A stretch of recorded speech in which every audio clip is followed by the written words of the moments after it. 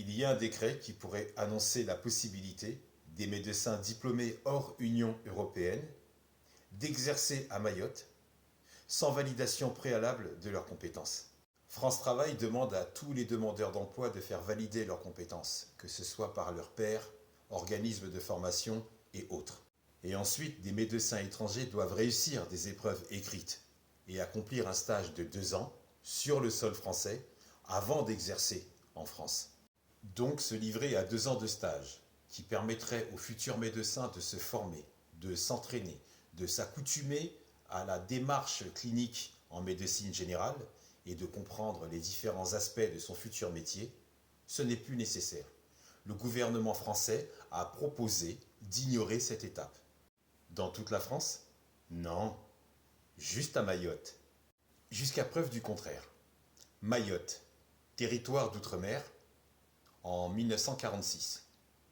Devenue région française d'outre-mer le 31 mars 2011.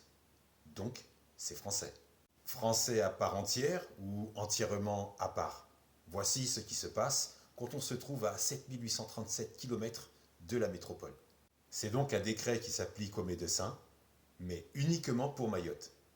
Les épreuves écrites et le stage de 2 ans en France, c'est cadeau.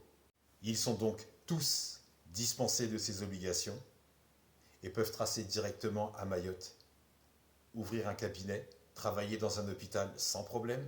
Le gouvernement français l'autorise. Quand les Mahorais ne sont pas respectés, il y a en retour de l'agitation. Et forcément, ça a créé des angoisses et des incertitudes sur la qualité des soins à Mayotte. Si ça s'était manifesté en France, ça ne serait jamais passé. Enfin si, en France, mais à 7837 km, plus loin.